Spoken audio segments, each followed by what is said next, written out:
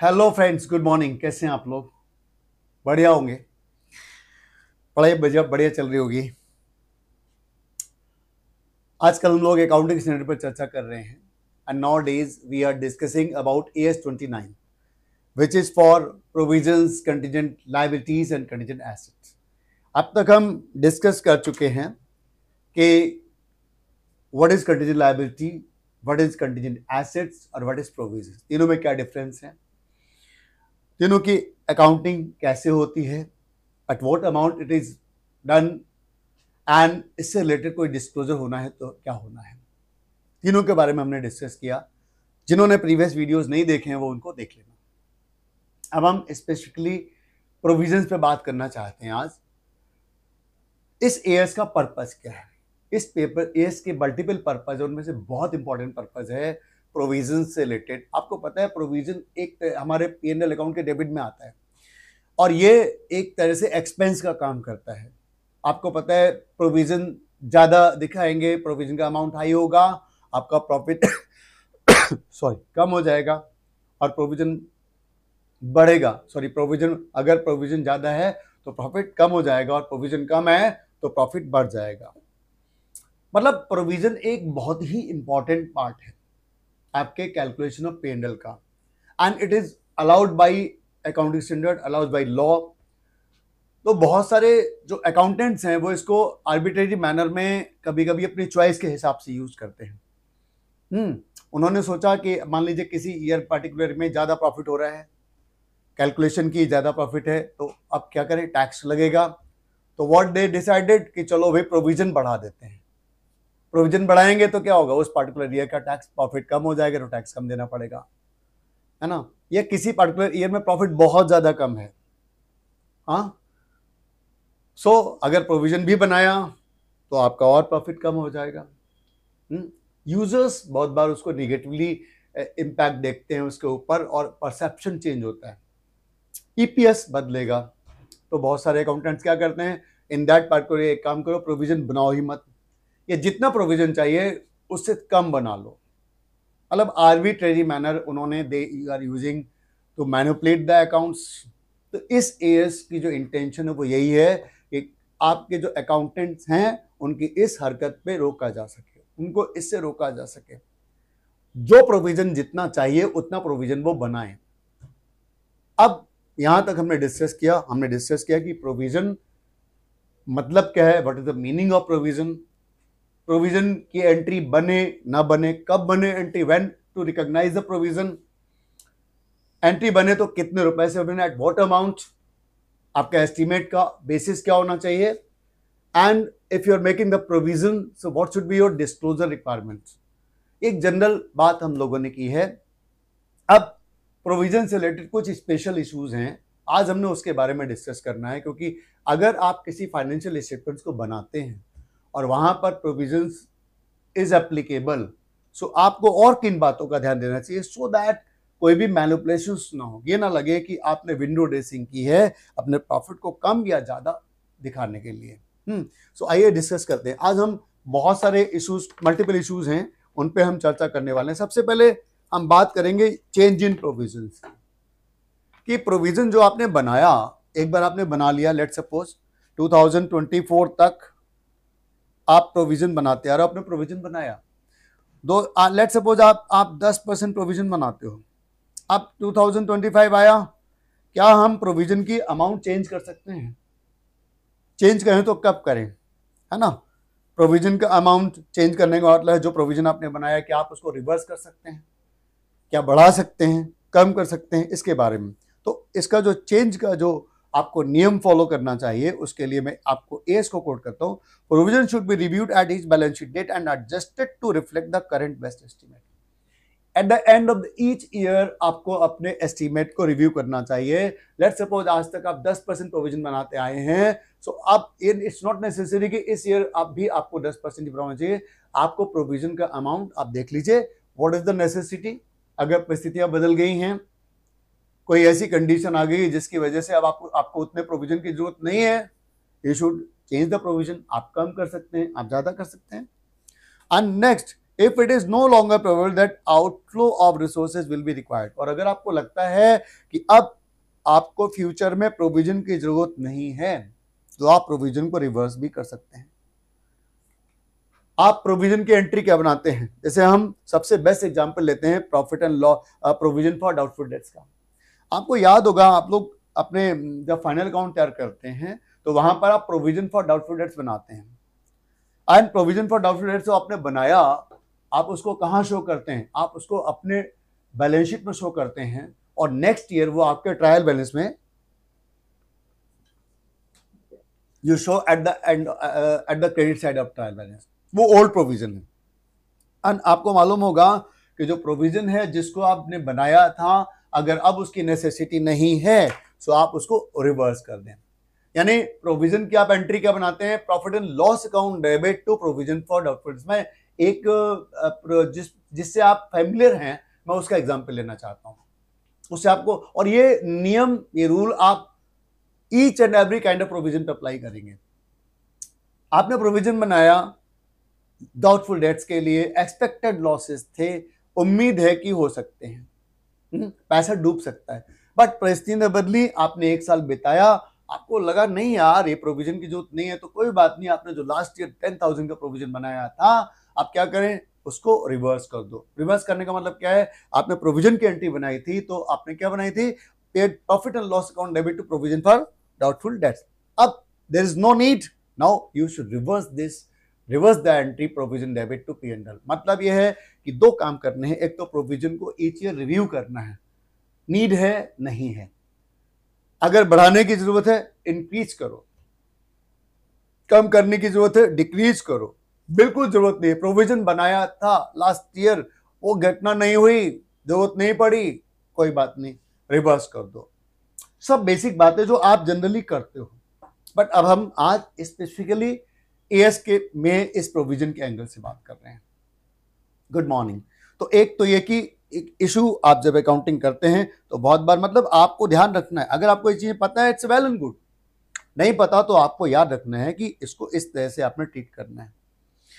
Next point आपका आता है यूज ऑफ प्रोविजन। प्रोविजन को यूज किस लिए करना है? बड़ा कॉमन सेंस की बात है। हम लोग अपने लाइफ में, लेट्स सपोज अपने बच्चों की एजुकेशन के लिए पैसा आपने रखा बचा करके, अब हुआ व्हाट हैपन, हमारे बेटे की स्कॉलरशिप आ गई, उसने कंपटीशन दिया, यूएस गवर्नमेंट ने उसको स्कॉलरशिप दे दी, अब उसका जो सारा खर्चा है वो यूएस गवर्नमेंट उठाएगी। सो व्हाट अबाउट दैट, जो आपने प्रोविजन बनाया था, अब वो प्रोविजन, आप चूंकि प्रोविजन की जरूरत नहीं रही तो उस प्रोविजन को आप राइट ऑफ कर दो। लेकिन अब एक क्वेश्चन उठा कि सर हमने मान लीजिए प्रोविजन फॉर डाउटफुल डेट्स बनाया था, लेट्स सपोज 10,000, है ना, अभी क्या हुआ, हमने किसी को गारंटी दी थी, प्रोविजन फॉर गारंटी, और इसके लिए प्रोविजन बनाया let's suppose 6,000। There are two provisions. Provision मतलब एक्सपेक्टेड लॉसेस के लिए अमाउंट निकाल के रखना। अब हुआ what happens in the current year, आपने प्रोविजन बनाया था for guarantee to other persons 6,000, लेकिन आपका एक्चुअल लॉस इस गारंटी के अगेंस्ट मान लीजिए इट इज 9,000। अब क्या करें? प्रोविजन तो हमने 6,000 बनाया था, लॉस हो गया 9,000, 3,000 का शॉर्टफॉल है।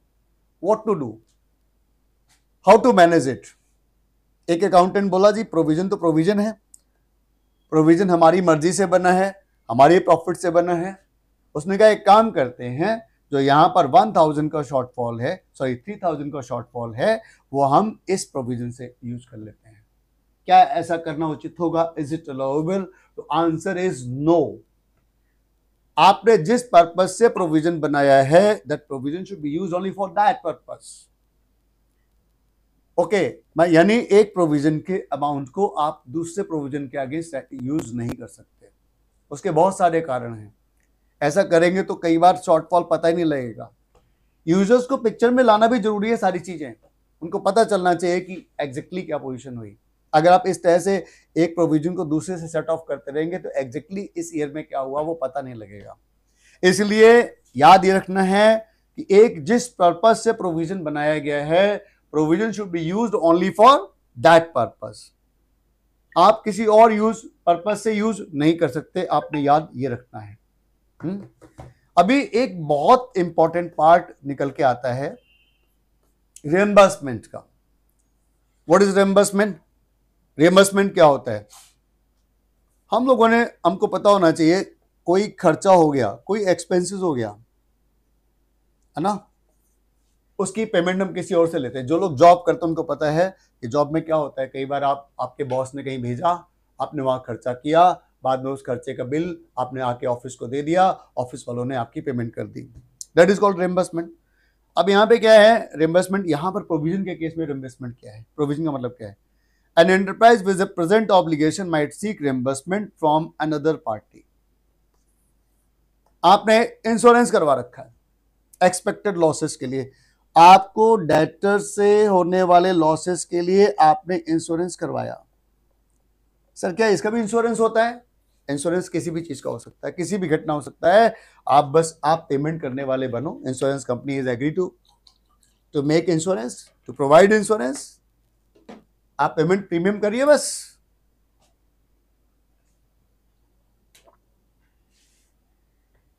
Provision for doubtful debts, provision for guarantee, किसी भी तरह का। अब इसमें क्या हुआ कि आपने एक तरफ तो आपको लॉसेस है, आपने किसी को गारंटी दी है, लेकिन उस गारंटी में आपने किसी और का सपोर्ट ले लिया। मींस एग्जांपल लेते हैं, हम ए हैं, यहां पर मिस्टर बी है। We have guarantee to mister B against his expected losses. कितने का? 50,000 का। अभी क्या हुआ, एक मिस्टर डी आए,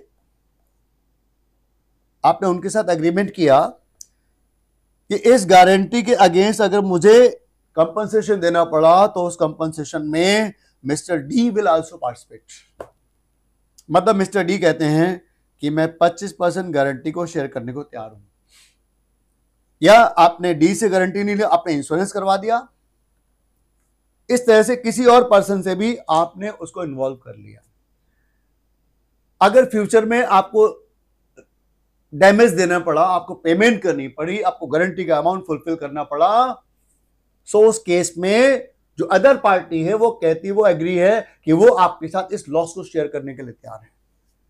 पॉइंट इज दिस कि आपने जो 50,000 का गारंटी दी है, अगर वो लॉसेस होते तो यू आर लायबल टू पे 50,000।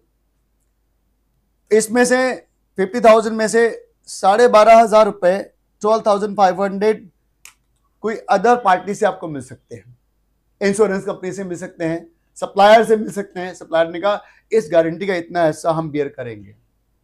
तो पॉइंट इज दिस कि हमें इसके लिए प्रोविजन कितना बनाना चाहिए, है ना। आप P&L अकाउंट से देख सकते हैं, और आप यकीन मानिए ये एक ऐसा पॉइंट है जो आप खुद समझ पाएंगे कि इसका करना क्या चाहिए। एएस को ध्यान से पढ़िए, जितनी चीजें आप सोचते हो ना, यकीन मानिए एएस वही बातें कहता है। ये आपका प्रॉफिट एंड लॉस अकाउंट है ना। यहां पर आपने प्रोविजन बनाना है for guarantee, provision for guarantee. कितना? 50,000 आपने गारंटी दी है 50,000 की, यस। लेकिन on the other hand you are going to get some insurance support from third party, कोई अदर पार्टी। लेट्स सपोज 12,500 की। जो मैंने कहा था उसी को रिपीट करते हैं। क्या हमें प्रोविजन नेट करना चाहिए? 50,000 माइनस 37,500। एक ओपिनियन है यस बिल्कुल सही है, यहां पैसे देने लेकिन उसके बदले मिलने भी तो हैं, सो हमें प्रोविजन को नेट कर देना चाहिए। One opinion is that.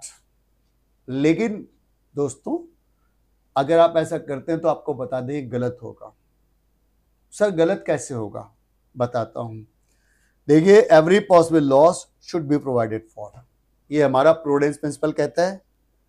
कौन सा प्रिंसिपल कहता है? प्रूडेंस। आपने लॉसेस के होने की पॉसिबिलिटी भी हो तो आप उसको प्रोविजन बनाइए। लेकिन एक दूसरा पॉइंट भी तो है, but no gain should be recorded unless it is realised. लेकिन गेन्स को आप तब तक रिकॉर्ड ना करें जब तक गेन आप कमा ना लें। अब आप मुझे बताइए, क्या ये आपके पास जो इंश्योरेंस कंपनी है या जो आपका सप्लायर है या जो अदर थर्ड पार्टी है जो आपको गारंटी दे रही है इन टू सपोर्ट दिस लॉसेस, क्या वो अमाउंट आपको मिलना पक्का है? श्योर है? क्या वो गेन मिलेगा? नहीं मिलेगा, आपको मालूम ही नहीं है। इसलिए बेस्ट होगा कि जो आपको रिइंबर्समेंट आने की पॉसिबिलिटी है उसको आप अलग से रिकॉर्ड करो, अगर वो गेन वर्चुअली सर्टेन है। क्योंकि इंश्योरेंस कंपनी, आपको मालूम है, इंश्योरेंस कंपनी नहीं पता कितना क्लेम एक्सेप्ट करेगी। आपको अक्सर ऐसा होता है कि जितने का इंश्योरेंस करवाया क्लेम उतने का मिल ही नहीं रहा है। इंश्योरेंस क्लॉज में कुछ ऐसे पॉइंट लिखे हैं जिसकी वजह से इंश्योरेंस कंपनी उसको मानती ही नहीं है। सपोज करिए इंश्योरेंस कंपनी ने मना ही कर दिया, तब क्या करोगे? I was trying to tell you virtually certain, effect of virtually certain. जब तक पक्का ना हो जाए, लगभग मिलना ही है जी। इंश्योरेंस कंपनी ने क्लेम एक्सेप्ट कर लिया उतना हिस्सा, उन्होंने कहा ठीक है जी we are agree to accept 12,000, तब आप उसको रिकॉग्नाइज करें, तब आप नेट कर सकते हो। बेस्ट होगा उसको अलग से ट्रीट करें, मतलब उसको आप नेट ना करें। तो रिइंबर्समेंट में अगर आपको कहीं से रिइंबर्समेंट आने वाला है तो उसमें certain rules have been provided now in return. पहला, enterprise with present obligation might seek reimbursement, reimbursement recognise as an asset only when virtually certain. आप उसको इसको इसका हिस्सा ही मत मानो, क्योंकि बिल्कुल गलत होगा अगर आपने ऐसा करते हो तो। Next point, if enterprise remains liable for the whole amount, provision is recognised for the full liability and a separate asset. जो मैं आपको बता रहा था, जिस पार्टी को आपने गारंटी दी है वो आपकी गर्दन पकड़ेगा। So it's your responsibility to show the correct provision. ठीक है, आप उसको कंसीडर करते ही क्यों हैं? आप उसको अलग से ट्रीट कर लो। If enterprise is not liable for the cost if the third party fails to pay, those costs are included in the provision. अब मान लो कि आपने जो मिस्टर बी हैं उनको मिलकर गारंटी दी है।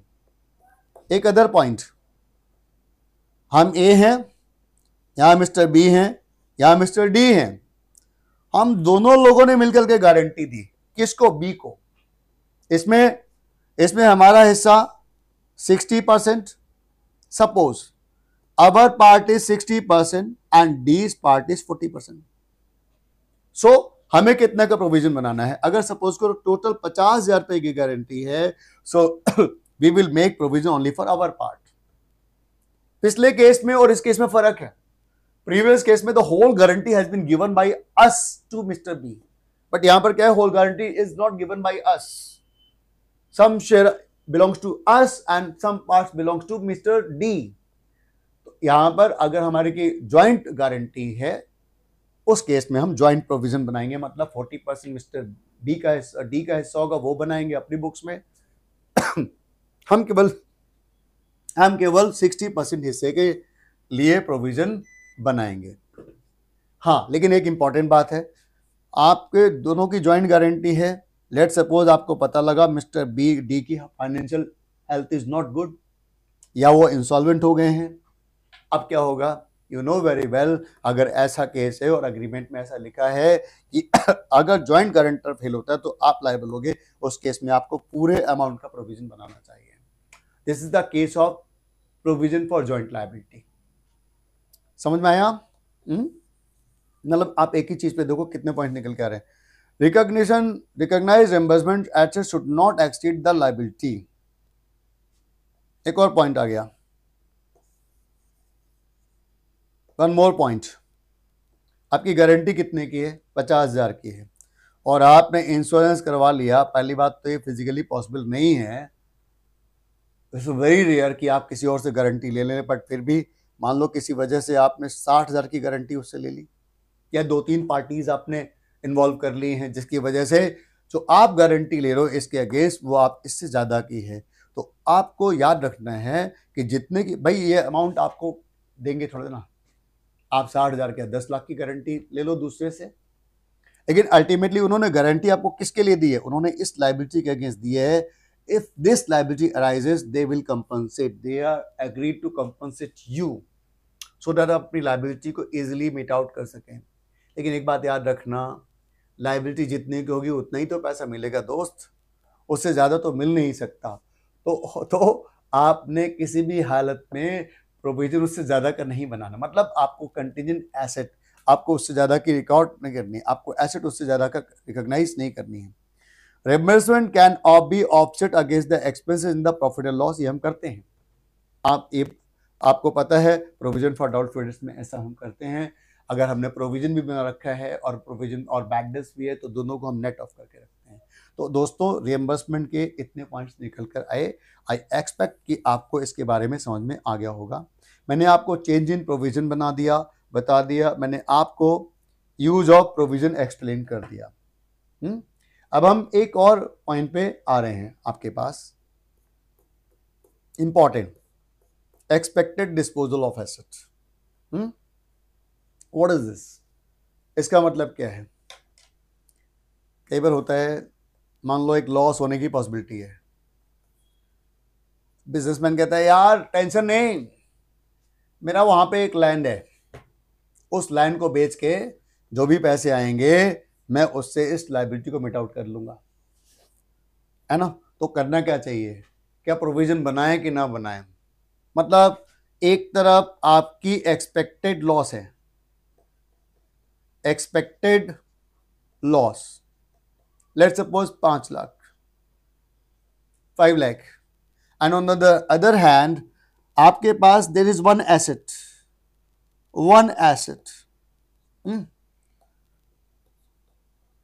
जिसकी वैल्यू है ₹10 लाख।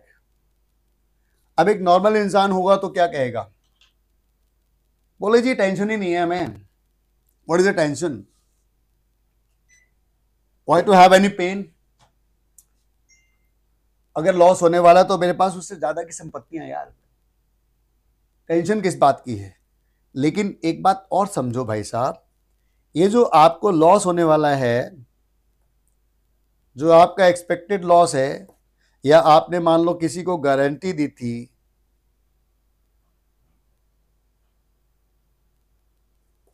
जब गारंटी का टाइम आएगा वो पर्सन आके खड़ा हो जाएगा आपके सिर पे, कहेगा लाओ पैसे लाओ, आप तो टेंशन फ्री बैठे हो, बोले मेरे पास एसेट है, भाई साहब टेंशन ना लो मैं अभी एसेट बेचता हूं आपको देता हूं। वो कहता है भाई साहब अभी दे पैसे, पे मी नाउ, सर मैं अभी देता हूं ना, अभी एसेट बेचता हूं, और पता चला कि वो एसेट आप बेचने के, वो एसेट बिकी नहीं थे, आप उस लॉस को कैसे मिट आउट करोगे? आप बताओ, how will you meet out the loss? You can't meet out the loss. Are you getting point? So आप एक काम करें, अगर आपको लगता है कि आप एक एसेट को बेच करके पैसे कमा करके और आप उसके बाद उस लॉस को मिट आउट कर सकते हैं, तो दोनों घटनाएं अलग हैं। गारंटी अलग है, आपने उस एसेट को अटैच कब किया, बोथ आर सेपरेट थिंग। ये आपकी विशफुल थिंकिंग है, आपका खुशफहमी है कि वो एसेट बिकेगी, पैसा आएगा, मैं लॉस मिट आउट कर दूंगा, तो प्रोविजन की जरूरत नहीं है। लेकिन अगर आप ऐसा सोचते हैं तो आप एकदम गलत ट्रीटमेंट फॉलो कर रहे हैं। एसेट बिकना, सील्स होना अलग इवेंट है और लॉस को मिट आउट करना एक अलग इवेंट है। सो दोनों को आप मिक्स नहीं कर सकते। तो क्या सजेशन है? Gains on expected disposal of assets are not considered in measuring the provision. Provision is separate और एसेट को बेच के होने वाला गेन सेपरेट। एक केस हमने लिया भी था, अगर आपका एक्सपेक्टेड लॉस है 50,000 रुपए और एसेट को बेचने से आपको 2 लाख रुपए का गेन होने वाला है, कोई जरूरत ही नहीं जी, क्या करें? नहीं, even if link to the event giving rise to the provision. आपको बिल्कुल भी इस बात को दिमाग से निकाल देना है कि आप दोनों को नेट करोगे, बिल्कुल नेट नहीं करना है। Gains are recognised as per the relevant account standard for those assets. मतलब अगर वो जिस भी एसेट के ऊपर आप लेके चल रहे हो, जैसे आपको पता है कि ES10 है for property plant and equipment, ES13 है for investments, both are separate thing ना। वो एसेट बिकेंगे, उनका गेन जैसे रिकॉर्ड होना, उनको गेन अलग रहने दो, गेन को दोनों को मिक्स नहीं करना है। ठीक है, ये एक और चीज आपको प्रोविजन की अकाउंटिंग के समय आपको ध्यान रखना है, एक्सपेक्टेड गेन। फ्यूचर इवेंट्स एक इंपॉर्टेंट पार्ट। एक और इंपॉर्टेंट चीज, एक बार हम लोग प्रोविजन की डेफिनेशन पढ़ते हैं। सर प्रोविजन की डेफिनेशन तो पहले पढ़ चुके हैं, दोबारा देखते हैं, कुछ रीजन है। Provision should be recognised when all the three conditions are met. कौन सी? पहला, enterprise has a present obligation. Provision किसके लिए बनाना है? There is a present obligation which is arising from past events. हमने पास्ट में कुछ ऐसा किया था जिसकी वजह से now an obligation has arisen, और जिसकी वजह से पैसे देने की प्रोबेबिलिटी है और उसका एक एस्टीमेट लगाया जा सकता है। Present obligation arising from past events, but, और वहां पर क्या है? It is probable that some amount will be payable, and दूसरा उसका एक एस्टीमेट लग सकता है। अब यहां पर एक पॉइंट आता है, फ्यूचर इवेंट्स, प्रेजेंट ऑब्लिगेशन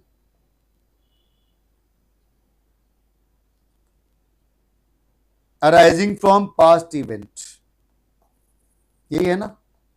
अब देखो, अगर फ्यूचर में कोई घटना होने वाली है, उसका क्या करें? Only obligation from past events are recognised as provision. Future events affecting the settlement amount should be reflected in the provision if there is sufficient objective evidence that did occur.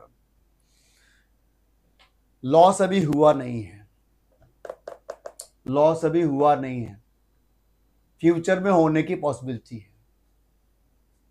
आप एक ऑयल रिफाइनरी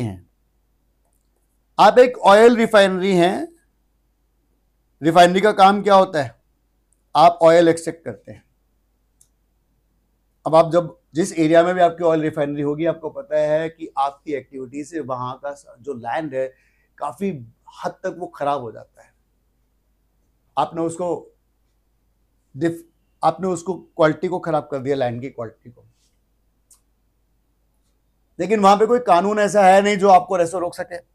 अगर law कहता है, अगर if suppose there is a law जो आपको कहता है कि you should make the provision, मतलब आपने जो भी लैंड कंटामिनेट किया है, पॉल्यूट किया है, आपको क्या करना चाहिए? उस लैंड को क्लीन करने के लिए आपको खर्चा करना पड़ेगा। There is a law present existing, obviously you should make the provision for that on the base of estimate कि इसको ठीक करने में कितना खर्चा लगभग हुआ। This is the present obligation. See number 2, oil refinery है, लैंड को आप खराब कर रहे हैं, कंटामिनेशन, वहां की क्वालिटी खराब हो रही है, बट कोई लॉ नहीं है जो आपको ऐसा करने से रोके या आपको मजबूर करे, आपको कंपेल करे that you have to responsibility to clean up the land. लेकिन पार्लियामेंट में ऐसी बात चल रही है कि इसके अगेंस्ट एक लॉ लाया जाना चाहिए। अभी लॉ है नहीं, बट फ्यूचर में लॉ आने की पॉसिबिलिटी है। अब यहां पे क्या करना चाहिए? Should we make the provision? Law does not exist, but law में एनेक्ट इन फ्यूचर। तो फ्यूचर में आने की चांस क्या है? अगर बिल्कुल लॉ एक्ट तैयार हो चुका है, पार्लियामेंट में पेश हो चुका है, बट अभी पास नहीं हुआ, सर्टेन चीजें चल रही हैं। आपको पता है जब एक्ट पार्लियामेंट में जाता है तो वहां पर सर्टेन प्रोसीजर में कई बार फंस जाता है। ये पार्लियामेंट कमेटी में जाएगा, वहां डिस्कशन होगा, ग्रुप ऑफ कमेटी में जाएगा, देयर आर सर्टेन प्रोसीजर्स। लेकिन लॉ प्रेजेंट हो चुका है, एक्ट प्रेजेंट हो चुका है, इसका मतलब आना बाकी है। कई बार आप देख रहे हो गवर्नमेंट कैसे होते हैं, लोग कहते हैं यार अब ये आएगा, आज नहीं तो कल ये एक्ट आना निश्चित है। अगर ऐसा है, it means surely in future you will be liable to clean up the land. So आपको इसका प्रोविजन बनाना चाहिए। लेकिन अगर वो दूर दूर तक कुछ ऐसा है ही नहीं, चांस नहीं है, तो फ्यूचर में आप सोच रहे हो कि शायद अगर ऐसा हो गया तो क्या होगा। उस केस में आपको उसकी कोई परवाह करने की जरूरत नहीं है। आजकल आपको पता होगा कि एआई बड़ा तेजी से फैल रहा है। एआई टेक्नोलॉजी, ये माना जा रहा है कि आने वाले टाइम में ये जो एआई है ये ह्यूमन बीइंग को ऑब्सोलीट कर देगा। पर अभी वो कहाँ है, वेयर इज द रिसर्च, अभी सर्टेन नहीं है। अगर कोई न्यू टेक्नोलॉजी जो अभी पता नहीं फ्यूचर में आएगी नहीं, तो आप उसको केवल एंटिसिपेट करके कि शायद आ जाए, कोई ऐसी घटना शायद हो जाए, you don't consider it for making provision. Present obligation arising from past event, this is the key. आप समझ गए? तो हमने ये भी सीख लिया कि हमें प्रोविजन किसके लिए बनाना है, only for present obligation. Future घटना अगर हो गई तो शायद ऐसा हो गया, तो ये नहीं देखा जाता। मैं आपको आसान भाषा में समझाने की कोशिश कर रहा हूं। एक और पॉइंट जो आपके काम का है, फ्यूचर एक्सपेक्टेड लॉसेस। हाँ जी, ये आई वाज सर्चिंग दिस, ये आपके काम का है, फ्यूचर ऑपरेटिंग लॉसेस।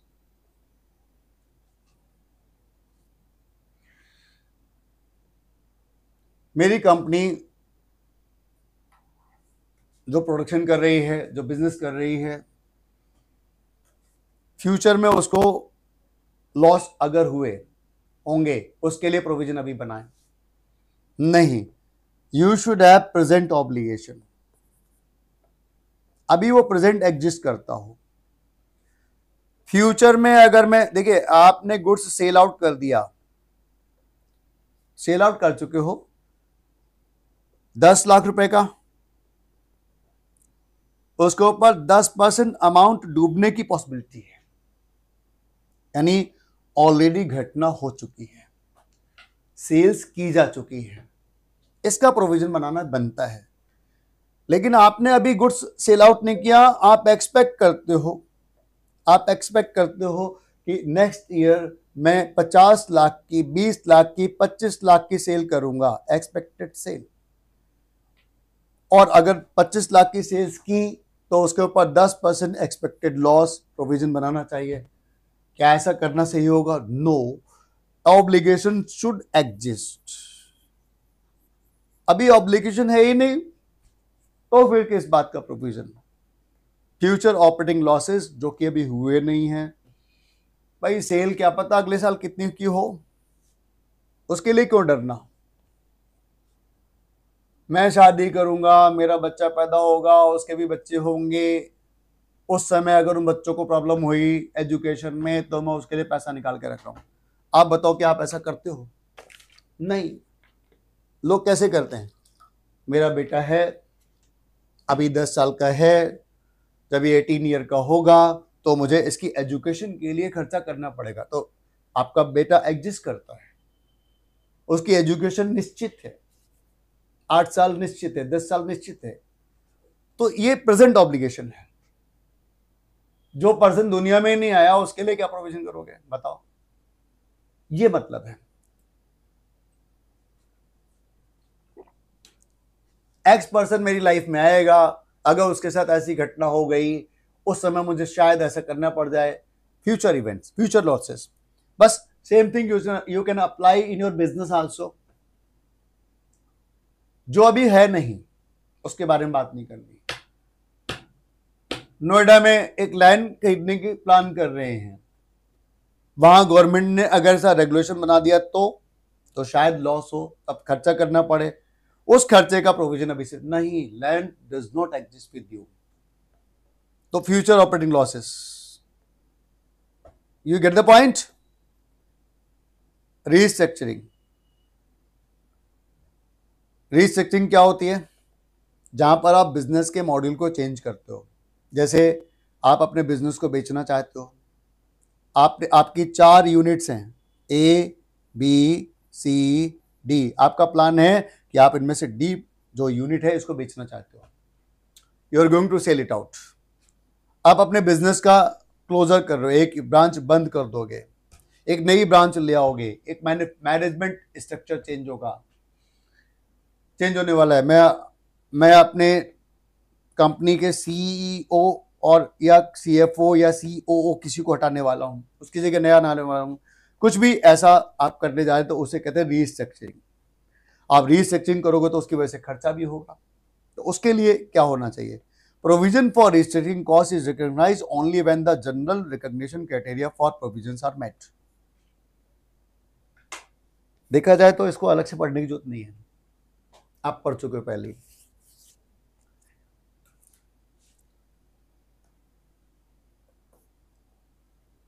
ये आपकी कंपनी है, आप कौन है? आप रिलायंस इंडस्ट्रीज लिमिटेड है। योर रिलायंस, ये आपकी बहुत सारी डिविजन्स हैं। आपका प्लान है कि आप फ्यूचर में, इन फ्यूचर आप इसको सेल आउट करोगे,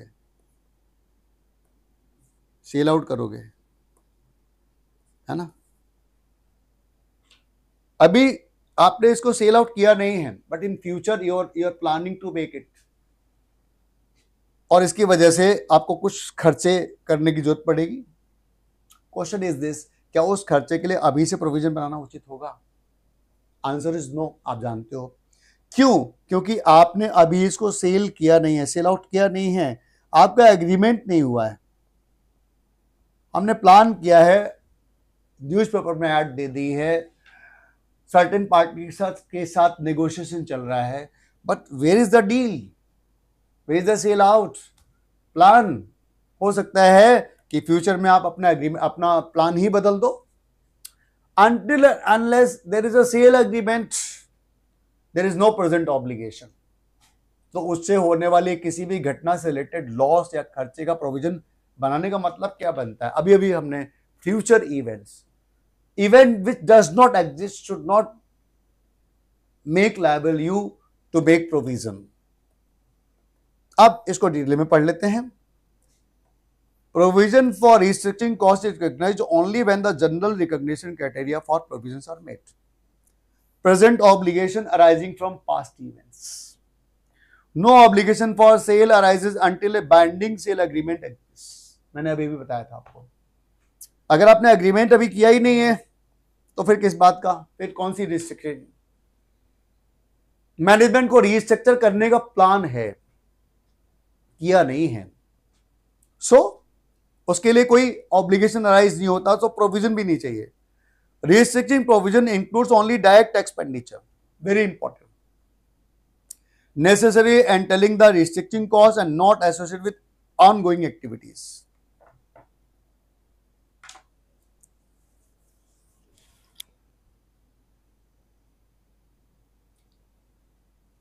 मैं अपनी 4 डिवीजन में से बी डिवीजन को सेल आउट करने का प्लान है। मेरा सेल एग्रीमेंट साइन हो चुका है। इस सेल एग्रीमेंट को इंप्लीमेंट करने की वजह, रीस्ट्रक्चरिंग की वजह से मेरे को सर्टेन खर्चे करने पड़ेंगे, लीगल कॉस्ट है, अदर खर्चे हैं which are directly connected to the restructuring activity, उसका प्रोविजन बनाना है। ठीक है, अब अभी जो एक्टिविटी चल रही है, मेरा बिजनेस चल रहा है, division B is going on, उससे रिलेटेड कॉस्ट की हम बात नहीं करें रिस्ट्रक्चरिंग में। Does not include cost like retaining और relocating continuing staff. Division B बंद करेंगे, टाटास हैं, ये लोग क्या करते हैं, अगर एक डिवीजन बंद करते हैं तो उस स्टाफ को कहीं और रिलोकेट करते हैं। रिलोकेशन में आपका खर्चा होगा, उनको यहां से वहां शिफ्ट करना है, और हो सकता है उनको दूसरी डिवीजन में आप भेजें तो आपको उनको ट्रेनिंग भी देनी पड़े। उन ट्रेनिंग, वो सारे खर्चे हैं, ऑल दोज कॉस्ट आर, लेकिन वो आपकी रिस्ट्रक्चरिंग कॉस्ट का हिस्सा नहीं है। आप नई डिवीजन खोलेंगे, उसकी मार्केटिंग करेंगे, वो इसका हिस्सा नहीं है। इन्वेस्टमेंट, न्यू इन्वेस्टमेंट, ये all these are different things, उसका इससे कनेक्शन नहीं है। Identifiable future operating losses up to the restricting date are not included. Future operating losses अभी अभी पढ़ा था हमने, दोबारा क्या पढ़ें? Gains on expected asset disposals are not considered, अभी पढ़ा था हमने, इसको भी कंसीडर नहीं करना है। ओके फ्रेंड्स, सो हम लोगों ने क्या क्या पढ़ा जल्दी से एक बार देख लें। हम लोगों ने क्या क्या कंसीडर किया, अभी जो डिस्कशन किया, these are important part. Future events के बारे में पढ़ा, जो इवेंट फ्यूचर में हो सकती हैं, अभी हुई नहीं है, जिनकी इंटेंशन है ये करने की, वो यहाँ पर आपके प्रोविजन के पर्पस के लिए कंसीडर नहीं की जाएंगी। हम लोग क्या डिस्कस करें, हम क्यों पढ़ रहे हैं इन सारी बातों को? क्योंकि हम डिस्कस कर रहे हैं प्रोविजंस किसके लिए बनाएं, फ्यूचर इवेंट्स जो अभी हुई नहीं, जिनके होने का फ्यूचर में लगता है कि शायद होंगी, उनके बारे में बात नहीं करनी है। एक्सपेक्टेड डिस्पोजल ऑफ एसेट्स, अगर आप किसी एसेट को बेचने की उम्मीद करते हो, उससे आप सोचते हो कि यहां से गेन आ जाएगा और इधर लॉस होने वाला, तो दोनों को नेट नहीं करना, दोनों घटनाएं अलग हैं। गेन अराइज होगा, गेन्स की रिकॉर्डिंग अलग करो। रिएम्बर्समेंट और गेन लगभग एक जैसा है। एक तरफ आपका एक्सपेक्टेड लॉस है, फ्यूचर में आपको कुछ खर्चा करना पड़ सकता है, एक लॉस बियर करना पड़ सकता है, लेकिन ऑन द अदर हैंड दूसरी तरफ से गारंटी की वजह से या इंश्योरेंस कॉन्ट्रैक्ट की वजह से या अदर रीजंस की वजह से कुछ अमाउंट आपको मिल सकता है। सो आपने क्या करना है, आपने दोनों को सेपरेट ट्रीट करना है, दोनों को मर्ज नहीं करना है। प्रोविजन अलग है, दूसरी चीज अलग है। दूसरी बात हमने डिस्कस की थी कि अगर ज्वाइंट ऑब्लिगेशन है, आपने और किसी और पर्सन ने मिलकर कोई गारंटी दी है या कोई और इस तरह की चीज है, तो वहां पर आप अपने हिस्से का प्रोविजन बनाओगे। लेकिन अगर वहां पर क्लॉज ऐसा लिखा हुआ है कि दूसरी पार्टी अगर फेल होती है तो उसका हिस्सा भी आपको बियर करना पड़ेगा, इन दैट केस आपको 100% प्रोविजन बनाना चाहिए, आपको नेट नहीं करना चाहिए। और एक पॉइंट हमने और डिस्कस किया था कि अगर हमने मिस्टर बी को गारंटी दी और उस गारंटी को फुलफिल करने के लिए मिस्टर डी हमें गारंटी देते हैं, तो मिस्टर डी जो हमें गारंटी दे रहे हैं, जो हमें कन्विंस कर रहे हैं कि मिस्टर डी कहते हैं, सपोर्ट कर रहे हैं कि सर अविनाश जी, अगर आपको इस बंदे को सपोर्ट करना पड़ा, आपको गारंटी फुलफिल करनी पड़ी, तो उसका इतना हिस्सा मैं बियर करूंगा। उन दैट केस मैंने आपको बताया था कि दोनों सेपरेट बातें हैं, दोनों को मर्ज नहीं करना है। उनकी गारंटी अलग है, उनका सपोर्ट अलग है और हमारा लॉस अलग है। हमें अगर दूसरा पार्टी फेल हुई, कुछ हुआ, तो हमें तो भरना ही पड़ेगा। We are liable, so you should make provision surely without considering the support of other person. अच्छा, एक और बात है यार, ये जनरल चीज है, आप लाइफ में करते हो, अगर आप ध्यान से देख लो। हमने क्या डिस्कस किया, चेंज इन प्रोविजन।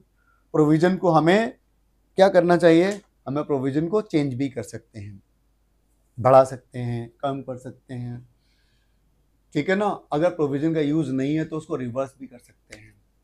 और हमने यूज में डिस्कस किया कि जिस पर्पस से प्रोविजन बनाया गया है, provision should B use only for that purpose. आप एक प्रोविजन को दूसरी लायबिलिटी के अगेंस्ट यूज नहीं कर सकते। Provision made for whatever purpose should be used only for that purpose. Provision made for one reason, for one purpose cannot be used for other purpose. ये हमने यूज की बात की थी। अगर आपका यूज नहीं है तो आप उसको राइट ऑफ करो, मतलब उसको वापस पीएनएल में ट्रांसफर करो, बट उसको कहीं और यूज मत करो। सर लेकिन फिर नया प्रोविजन बनाना तो पड़ेगा दूसरी लायबिलिटी के लिए। हाँ, वो बनाओ, मर्ज करोगे तो पता ही चलेगा यहां इस पॉकेट से कहां पैसे निकल गए। यूजर्स को हर चीज के बारे में सेपरेटली बताना पड़ेगा। फ्यूचर ऑपरेटिंग लॉसेस, इसके बारे में बताया था कि जो लॉस हो चुका है उसके बारे में बात करनी है। उसका अमाउंट सर्टेन नहीं है, but loss has incurred. Restructuring cost की बात की, ये सब हमने डिस्कस किया। अब हम लोग इस ईयर्स के बिल्कुल एंड पे आ चुके हैं, है ना, near to end. Disclosure requirements, आपको पता है प्रोविजन इतना इंपॉर्टेंट चीज है। आप उसके प्रोविजन के लॉसेस की को प्रोवाइड करते हैं, उसके लिए अमाउंट निकालते हैं पीएनएल से, तो ऑब्वियसली डिस्कशन करना चाहिए, डिस्क्लोजर करना चाहिए। डिस्क्लोजर, पहली बात याद रखना है कि अगर आपके पास 1 2 3 4 A B C D, you have 4 events, for present obligations, जिनके लिए प्रोविजन बनना चाहिए, तो आपको हर एक का प्रोविजन अलग अलग बनाना है और उससे रिलेटेड जो डिस्क्लोजर्स हैं वो भी करने हैं। अब सवाल है डिस्क्लोजर कहाँ करना है? ऑब्वियसली नोट्स टू अकाउंट्स में। डिस्क्लोजर किस बात का करोगे? मतलब अगर आप देखें तो बड़ा कॉमन सेंस की बात है।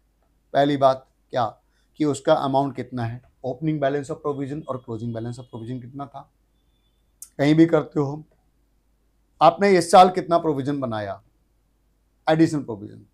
तीसरा, आपने जो प्रोविजन बनाया है उनमें से कितना अमाउंट आपने यूज कर लिया, ओपनिंग बैलेंस, क्लोजिंग बैलेंस, कितना अमाउंट आपने एडिशनल नया प्रोविजन बनाया, फिर उस प्रोविजन में से कितना यूज किया। और अभी हमने पढ़ा था कि प्रोविजन को रिवर्स भी करना होता है, when you are not using the provision, तो उसका रिवर्सल कितना किया, अमाउंट रिवर्स ड्यूरिंग द। ये आपको 4 बातें हर प्रोविजन के अगेंस्ट बतानी है, डिस्क्लोज करनी है ना। Opening balance, closing balance of the provision, additional provision कितना बनाया, how much provision has been used, ठीक है। और प्रोविजन अगर रिवर्स किया गया तो how much amount you have reverse.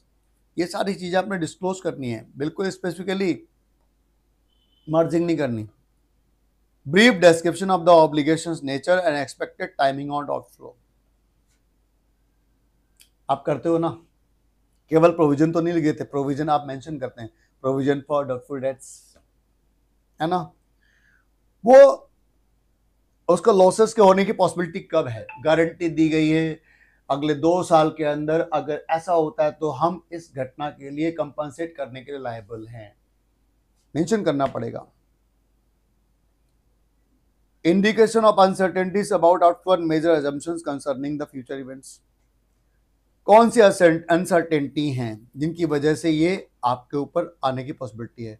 Amount of any expected reimbursement, अभी हमने रिएम्बर्समेंट की बात की थी, हम डिस्कस कर रहे थे कि दूसरे से मिलने वाला जो रिएम्बर्समेंट है उसे कंसीडर नहीं करना है जब तक वो सर्टेन नहीं है। तो रिएम्बर्समेंट क्या है, हालांकि आप नेट तो करेंगे नहीं, बट रिएम्बर्समेंट का डिस्क्लोजर चाहिए सो दैट यूजर्स को उसका इम्पैक्ट पता चल सके, क्योंकि आपको पता है रिएम्बर्समेंट आएगा तो उसको आप गेन तो रिकॉर्ड करोगे ना।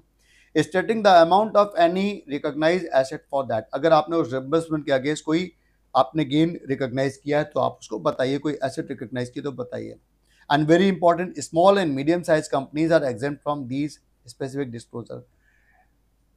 अच्छा है, इतनी डिटेल में वो क्यों जाएं बेचारी, उनके पास वैसे ही इतनी प्रॉब्लम्स हैं।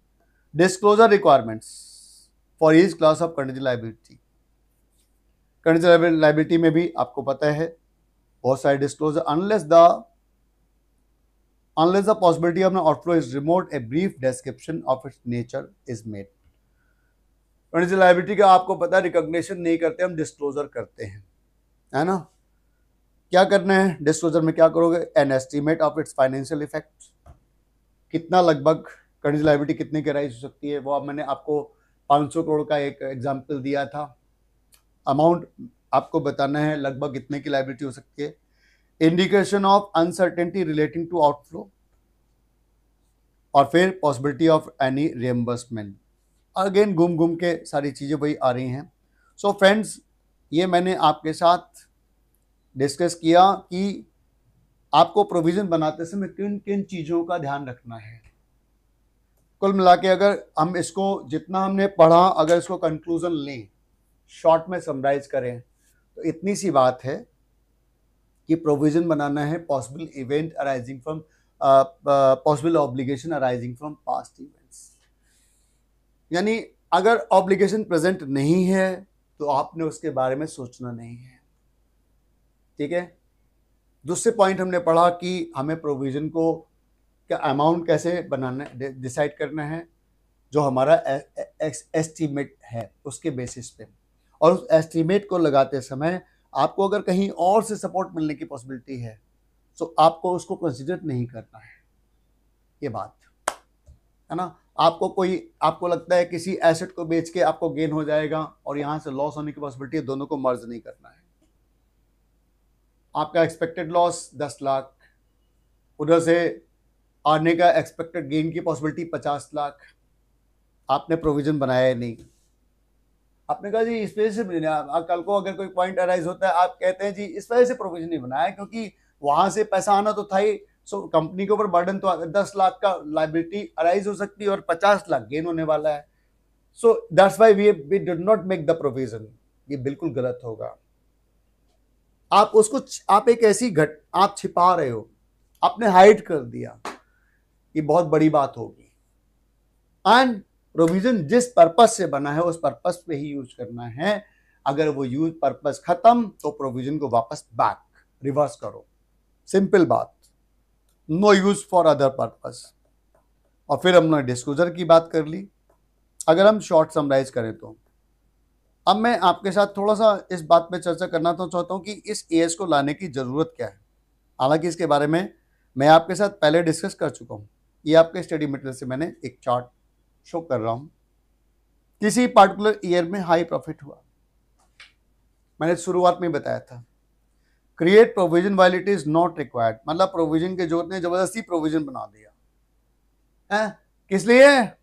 जिससे प्रॉफिट कम हो तो टैक्स कम देना पड़े। वाह जी वाह, क्या बात है, मतलब बहुत बढ़िया काम कर रहे हो आप सोचो, आप पहली बार टैक्स, इनकम टैक्स अथॉरिटी को धोखा दे रहे हो, है ना, अपने यूजर्स को धोखा दे रहे हो।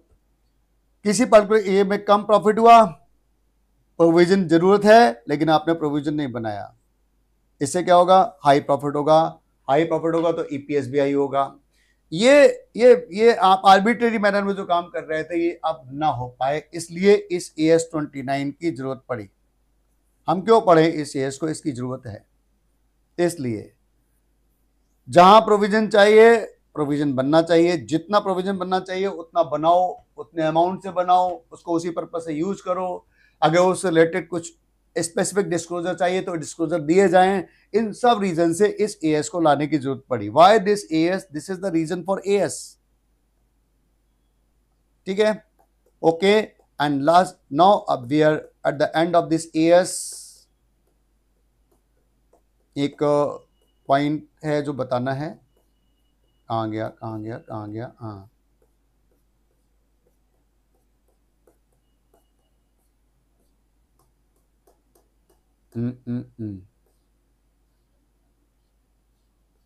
Scope exclusion, this, sorry, I was searching for this exclusion. इस एएस के जो प्रोविजंस हैं कहां अप्लाई नहीं करने हैं। आप याद रखें, हर एएस में एक्सक्लूजन्स होते हैं, और अगर आप एक स्टूडेंट और एक्सक्लूजन्स आपको पता ही होने चाहिए क्योंकि आपके एग्जाम में आ सकता है। आप याद रखें, किसी भी एएस में एक नियम तो सब जगह अप्लाई है। अगर किसी पर्टिकुलर आइटम्स के अकाउंटिंग ट्रीटमेंट के लिए कोई स्पेसिफिक एएस है, सो उसको हम यहां डिस्कस नहीं करेंगे। जैसे यहां पे लिखा है items covered by other accounting standard, contingent liability, contingent asset, और कोई provision for expected losses. If these are covered by AS7, आपको पता है construction contract AS9, AS15, AS19, AS22, इनके सबके लिए अलग AS है। We have separate AS। So if we do have separate AS तो उनको फिर वहां पर आपको ये वाले नियम अप्लाई नहीं करने हैं। दूसरी बात, insurance enterprise contracts with policy holder. आप एक इंश्योरेंस कंपनी है, इंश्योरेंस कंपनी है, व्हाट इज योर बिजनेस? आप अपने पॉलिसी होल्डर के साथ, अपने कस्टमर के साथ आप इंश्योरेंस को कॉन्ट्रैक्ट करते हैं। वहां पर भी आपको पता है अनसर्टेनिटीज होती हैं। वहां क्या करें? आपको पता है कि जो आपके पॉलिसी होल्डर्स, आपके कस्टमर हैं, वो आपने उनका जो इंश्योरेंस किया उसके बदले जो आपने guarantee the, that is your normal business process. ठीक है, उसको आप अलग से AS9 के अकॉर्डिंगली, रेवेन्यू रिकॉग्निशन के अकॉर्डिंगली आप उसको डिस्कस करोगे, या उनका जो भी आपका उनके साथ जो आपका एग्रीमेंट होगा उसके अकॉर्डिंगली आप चलोगे। वहां पर आप AS29 अप्लाई नहीं करेंगे। हालांकि आपको बता दूं, इन जनरल वहां पर भी आपको यही मिलेगा। हालांकि इंश्योरेंस कंपनीज एक स्पेशल एक्ट के अकॉर्डिंगली गवर्न होती हैं, तो इसलिए उनको अलग रखा गया इस वजह से। लेकिन एक बात याद रखनी है, इंश्योरेंस कंपनी ये कहां पर अप्लाई होना है? यहां केवल वहां अप्लाई होना है जहां पर insurance company is going to have some losses with due to contract with policy holders, other लोगों के साथ अगर उनका कोई एक्सपेक्टेड लॉस है जिसकी वजह से कोई कंटीजेंट लायबिलिटी अराइज हो सकती है, कोई अदर ऑब्लिगेशन अराइज हो सकता है और वहां पर अनसर्टेनिटी है, तो वहां पर हम प्रोविजन बनाएंगे। ये exclusions applicable only for insurance companies contract with policy holders. कई लोग केवल इंश्योरेंस कंपनी रट के बैठ जाते हैं, इंश्योरेंस कंपनी एब्सोल्युटली एक्सक्लूड नहीं है, ये एक्सक्लूजन्स है only for those contract with policy holders.